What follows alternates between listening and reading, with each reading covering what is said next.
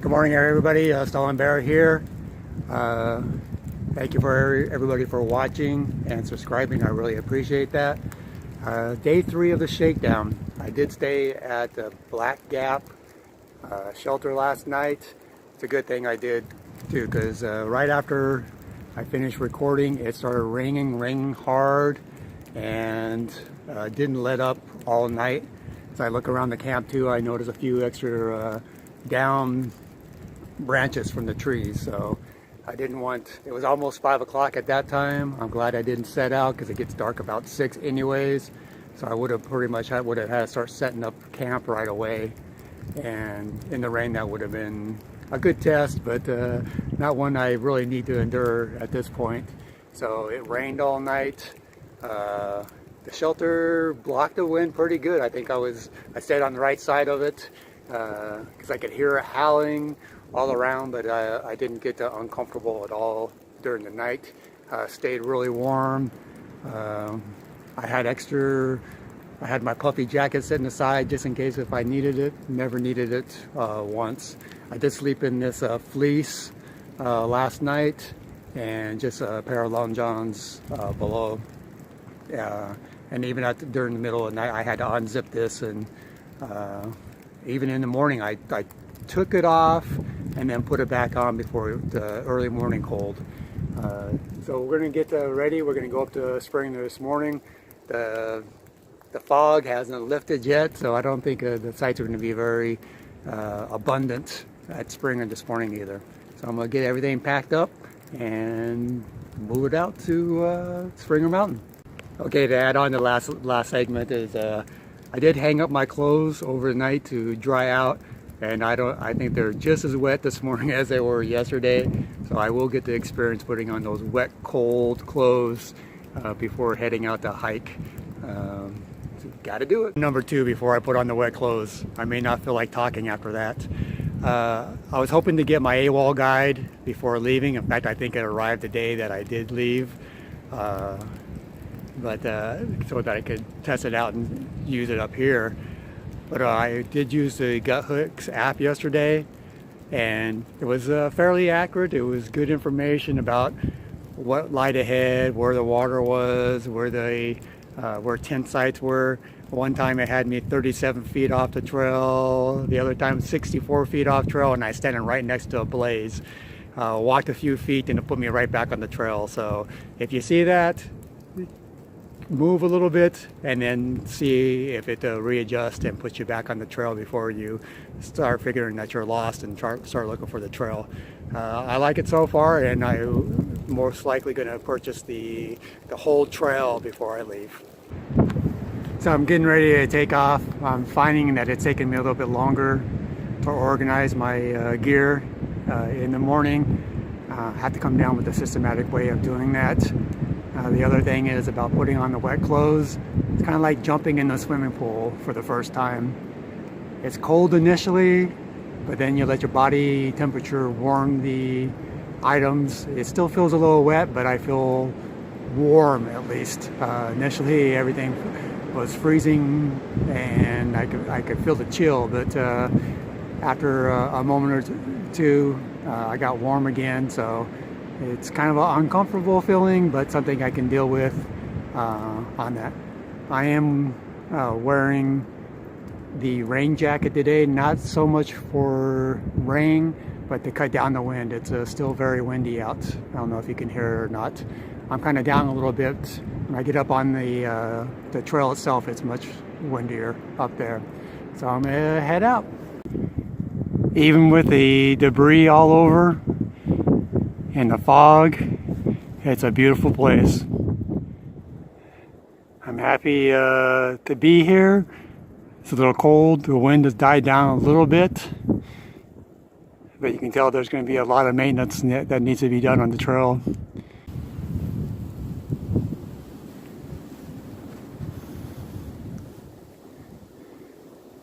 I don't know if you can see it there or not. Yeah, I'm in between the tree roots, or maybe some flying by. There's snow. I didn't think it was going to accumulate at all. I've been seeing it for the last half hour or so, but there are some areas that it's cold enough that it is sticking to the ground. Hopefully it's just flurries.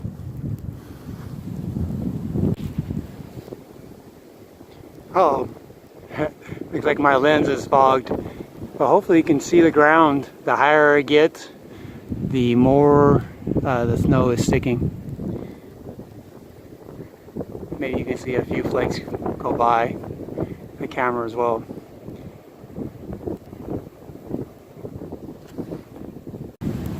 The approach trail on top of Springer Mountain. This is a site you don't see very many videos. It's snowing.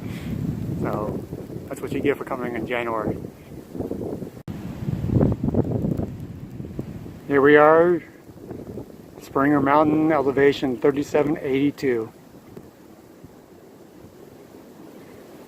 I'm going to check the logbook and go ahead and sign in for my Shakedown trip. That's the shelter at Springer Mountain. I went up there and checked it out. Some nice campsites. They have some areas roped off where you can't camp in. Nice for you. I didn't see the water source, but I wasn't really looking, so I didn't need anything. But you look further down the trail here, a white blaze. So I'm going to head in that direction and see where the day takes me. So I have a choice here. Benton MacKaye Trail or Appalachian Trail. Not sure which one I'm going to choose at this point. I'm going to take a minute and ponder that. So as you can gather from this memorial, I did take the Benton MacKaye Trail. While I was standing there trying to ponder my decision, ran into TMI and Mike. TMI is for too much information. He immediately says he talks a lot, hard to get a word in edgewise, but he gave me a lot of great information about the area. And he did 9 days on the Appalachian Trail this last fall, so he also gave me some further on information about some shuttles and stuff too. And Mike just came back from the Grand Canyon, so it was good to spend a few minutes talking to them. I wasn't really expecting to see a lot of people on the trail here in January, but it was good, nice little break. So I'm gonna continue on. So Owens Overlook. Don't suspect that there's going to be much to see, but I have nothing else planned to do, so let's go check it out. So as I suspected, Owens Overlook is quite foggy and not much to see, but you may be able to tell too, there's still a little bit of snow falling, not much sticking on this side of the mountain, but not much to see, so I'm going to head back to the trail. So Owens Overlook, take 2. Much better. The fog is lifted and you can see everything clearly now. Yes, it's take 2. I got down to the service road and was hoping to connect back up with the Appalachian Trail. Search for the parking lot. Didn't have any real good directions with it. Gut hook just kept telling me 0.4, 0.8. Uh-oh, better go the other way. So I went back and forth quite a bit on the service road. Didn't find anything that really indicated that, so I decided to head back up in the same direction that I came from. Turned out to be a pretty nice day. Still cold, but now at least it's clear. So as you can see, a lot of the snow is melted on the ground, but in the trees you can see the dew is kind of frozen on the branches.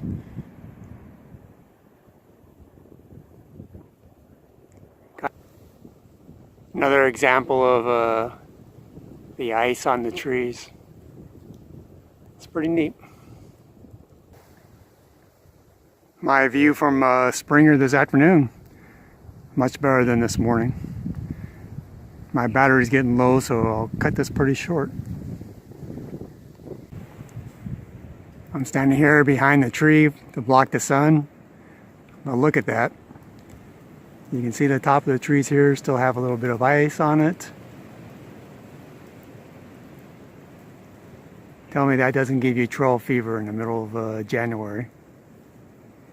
What a sight. Okay, so here we are back at the Black Gap shelter. And you're thinking to yourself, what? Why is he back there? Well, this morning started off, I got out here fairly early. Not as early as I liked. I hung around a little bit because of the rain. I let that pass a little bit. So I got out here about 8:30ish. And it drizzled a little bit, but I made it all the way up to the summit of Springer. I walked around there for a while. You see from previously that I had snow when I was up there. I was feeling really warm. All my gear was working well, keeping me warm. My hands, my feet, my head, everything was really good. From there, you saw that I went on to where the Benton MacKaye Trail and the Appalachian Trail split. I ended up taking the Benton MacKaye, and when I was talking to TMI, he said the trail comes out at the service road about 3/4 of a mile down from the parking lot where I could pick up the Appalachian Trail again. So I get there to the road, and I realized everybody's definition of up the road 3/4 of a mile is a little bit different. I looked both directions, and so I took the upside, and I looked at Goat Hooks before I left, and it said 0.4 miles from the parking lot. Okay, so I continued walking, and it just continued saying 0.4, 0.4, 0.4. When I finally updated, it said 0.8 miles from the parking lot. I'm like, oh, there's that 50-50-90, 50, take a 50-50 chance, and 90% of the time you're wrong. So I headed back the other way, and I don't know, Goat Hooks just kept saying 0.4, 0.4, 0.4. And so I was unsure about how far I had gone and where the parking lot was. So I decided to head back up the Benton MacKaye Trail and back up to Springer and back this direction. Part of that reasoning was I received a text from Denai and a couple household things going on. So I decided that I've tested everything that I really needed to, and I have limited weekends left with her. So I'm going to try to get out of here tomorrow morning at a reasonable time. And it's still an 11-12 hour drive, but at least I will have Saturday and Sunday with her. And Sunday's a bonus because it's my birthday. So I'm being a little bit selfish and getting home in time for my birthday so I can celebrate and have a birthday dinner and everything before I head out of town. So back here at the Black Gap shelter, it's already cold. It's colder than it was yesterday. So we'll see how the gear works out tonight. What happened, I thought of something else to say, as usually the case. I noticed my breath all day. Not that it was bad, but I could actually see my breath as I was going up. And it wasn't until about 3 o'clock this afternoon that was no longer true. Well, here it is about 5:20 now, and I can start seeing it again. So it's going to be a cold one. And I have my first casualty of a lost gear on the trail.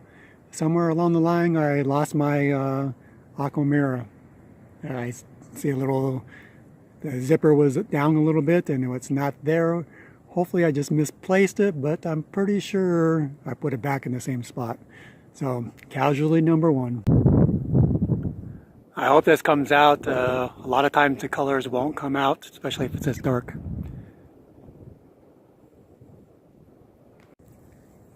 And back them up, move them out.